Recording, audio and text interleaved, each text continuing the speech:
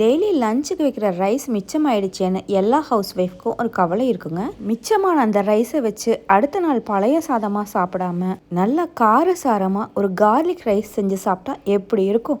வாங்க எப்படி செய்யுதுன்னு பார்த்துருவோம். ஒரு மிக்சி ஜாரில் ஒரு 10 பல்லு போல் பூண்டு எடுத்துக்கோங்க. 1 ஸ்பூன் தனி மிளகாத்தூள் சேர்த்துக்கோங்க. 1 ஸ்பூன் காஷ்மீரி சில்லி பவுடர் சேர்த்துக்கோங்க. கொஞ்சமாக ஜீரகம் சேர்த்துக்கோங்க. தேவையான அளவு உப்பு சேர்த்துக்கோங்க.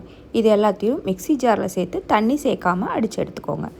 அடுத்து ஒரு கடாய் வச்சுட்டு எண்ணெய் தாராளமாக சேர்த்துக்கோங்க. கடலைப்பருப்பு கருகு பொரிய விட்டுக்கோங்க. சின்ன வெங்காயம் சேர்த்துக்கோங்க. காரத்துக்கு நான் இன்றைக்கி 2 காஞ்ச மிளகாய் சேர்த்துருக்கேங்க. நீங்கள் காரம் சாப்பிட்றவங்களால இன்னும் 4 காஞ்ச மிளகாய் கூட சேர்த்துக்கோங்க.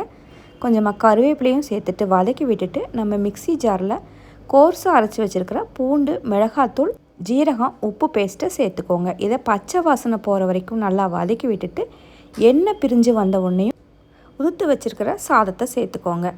சால்ட்டு ஏற்கனவே மிக்சி ஜாரில் சேர்த்து அரைச்சிருக்கிறதால சால்ட்டு சேர்க்க தேவையில்லைங்க. சாதத்தை சேர்த்து நல்லா கலந்து விட்டுக்கோங்க. பூண்டு பேஸ்ட் எல்லா சாதத்துலேயும் நல்லா மிக்ஸ் ஆகிற அளவுக்கு கலந்து விட்டுட்டு நல்லா சூடான உடனேயும் ஃப்ளேம் ஆஃப் பண்ணிவிடுங்க. தேவைப்பட்டால் கொஞ்சம் கொத்தமல்லி கூட சேர்த்துக்கோங்க.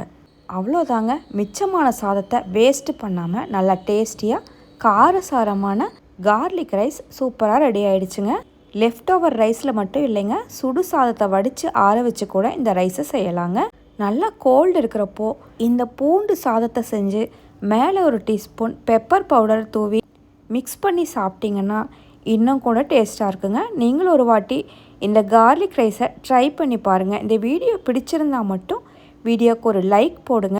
நம்ம பேஜை ஃபாலோ பண்ணுங்கள். வீடியோவை ஷேர் பண்ணுங்கள். மறக்காமல் நம்ம யூடியூப் சேனல் மீனாஸ் லைஃப் ஸ்டைலை சப்ஸ்கிரைப் பண்ணுங்கள்.